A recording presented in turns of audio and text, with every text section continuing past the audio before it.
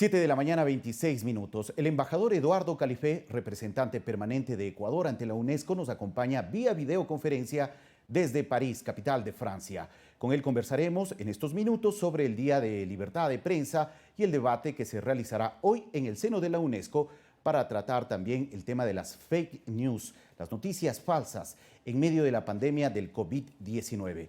Buenos días, Eduardo. Gracias por atender esta entrevista. Hola Fabricio, un saludo a usted, un saludo a todo el equipo de medios públicos y por cierto a los televidentes. Muchas gracias, Eduardo, muy gentil. Bueno, ¿por qué abordar el tema de las fake news en este momento a través de esta instancia tan importante de Naciones Unidas, la UNESCO? Bueno, esto forma parte de una corriente creciente de opinión en la comunidad internacional respecto de la importancia estratégica que tiene el abordar el tema de las noticias falsas y en realidad de la desinformación en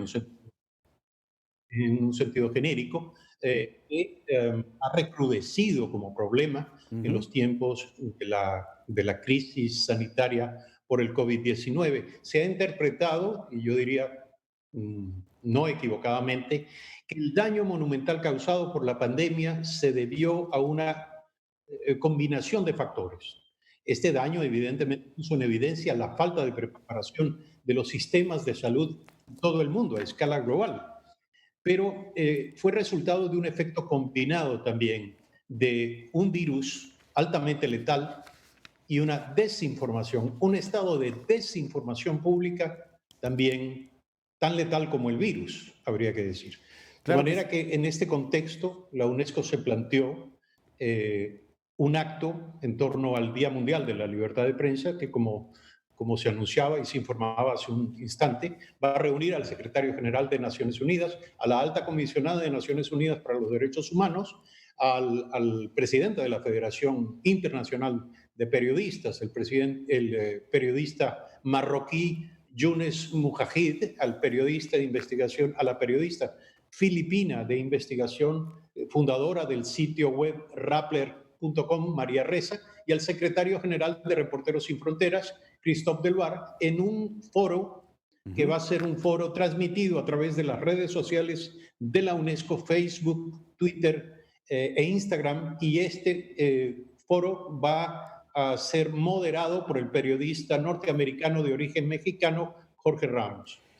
Como decía el Eduardo, secretario general de las Naciones Unidas, este tema ha sido descrito como, digamos, la peligrosa pandemia de la desinformación, lo que el presidente Lenín ajá. Moreno llamó la pandemia de las noticias falsas. Y esto demanda una defensa de la necesidad de una prensa libre, de una prensa independiente, para contrarrestar la desinformación que pone en riesgo la vida de las personas y que debilita la respuesta frente a la pandemia mediante la promoción de noticias falsas, falsas curas, teorías de conspiración y otros mitos que han venido afectando la capacidad de las personas para autoprotegerse frente al peligro de la enfermedad.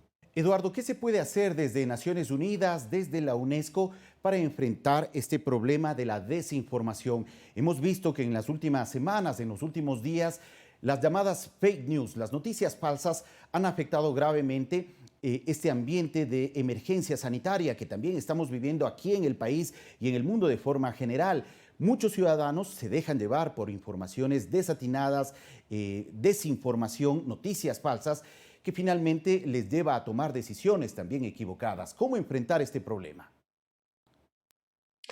A ver, el debate que ha planteado la UNESCO dará paso, y es muy importante decirlo, al lanzamiento de una campaña. Esto ya se produjo ayer eh, de manera a escala mundial.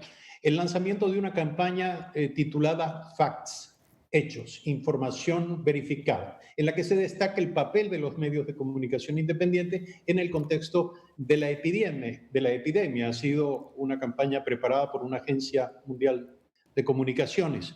Pero también es muy importante, entonces, una primera respuesta está en la escala de la adhesión a esta campaña. Ajá. Todos los medios de comunicación identificados con esta causa deberían acoger los mensajes de la campaña y ser portadores de ella. Pero por otra parte, la UNESCO presentará, y esto será mañana, Ujú. el último informe de datos sobre tendencias mundiales en relación con la independencia de los medios de comunicación y con la libertad de prensa en tiempos del COVID-19. Es muy interesante conocer que al examinar el panorama de información durante la pandemia, el informe de la UNESCO destaca investigaciones que ponen en evidencia, atención, que aproximadamente el 42% de los más de 178 millones de tweets relacionados con COVID-19 fueron producidos por robots. Es decir, fueron mensajes resultado de una divulgación a través de algoritmos y que Ujú. el 40% de estos mensajes no eran de carácter fiable, no debían ser atendidos ni entendidos como comunicación de fuente confiable.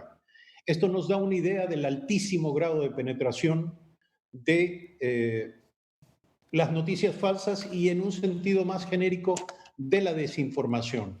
Hace muy poco, si me permites, hace muy poco Claro que sí, para Eduardo. culminar, un grupo de trabajo convocado por la Unión Europea llegó a determinadas conclusiones. En primer lugar, que hay que lanzar una nueva categoría. Esta categoría es de desinformación, no necesariamente noticias falsas. Ajá. Porque en rigor, la desinformación se basa en el uso de verdades parciales. Es decir, quien pretende levantar una versión inexacta lo hace diciendo una verdad de inicio. Luego, oculto bajo esa primera entrega de una verdad, viene la noticia falsa. Entonces, es un concepto muy complejo y es un problema muy complejo que debe ser enfrentado de manera integral. Claro, y frente a este problema tan complejo como usted lo menciona, es que Ecuador está solicitando a la UNESCO que se aborde el tema como una máxima prioridad, este tema de las noticias falsas a través de las redes sociales y que se pueda debatir en el organismo internacional, en este foro internacional, este tema para tomar decisiones frente a esta emergencia que también se ha generado por la desinformación. En efecto, la UNESCO es la Organización de las Naciones Unidas para la Educación, la Ciencia y la Cultura y la Comunicación y la Información. Esto es algo que probablemente no todo el mundo lo conoce, pero es una competencia directa de la UNESCO el tratar los temas de la comunicación y la información contemporáneas desde la perspectiva, por supuesto, del sistema multilateral, del sistema de las Naciones Unidas. Es por esa razón que el Ecuador pidió a la directora general de UNESCO que asigne la mayor prioridad al tratamiento de esta temática. Hay que decir también que Ecuador, la delegación ecuatoriana ante la UNESCO, se ha convertido en la coordinadora del Grupo de Comunicación e Información del GRULAC, del Grupo de América Latina y el Caribe, lo cual le permite también promover y proponer a los Estados miembros y representados ante la UNESCO un tratamiento más sostenido ante la urgencia de la temática. Yo quiero decirle al público que nos está escuchando que más allá de todas estas informaciones que tienen que ver con la reacción a nivel de los organismos internacionales, hay algo que es muy, muy importante y que tiene que ver con nuestra forma individual y personal de consumir comunicación. Ujú. No hay que creer, esto es un consejo a todos los amigos que nos escuchan, lo primero es no creer todo lo que se ve y lo que se recibe a través de redes sociales. Por principio, no creer todo lo que se ve y lo que se recibe, ponerlo en duda.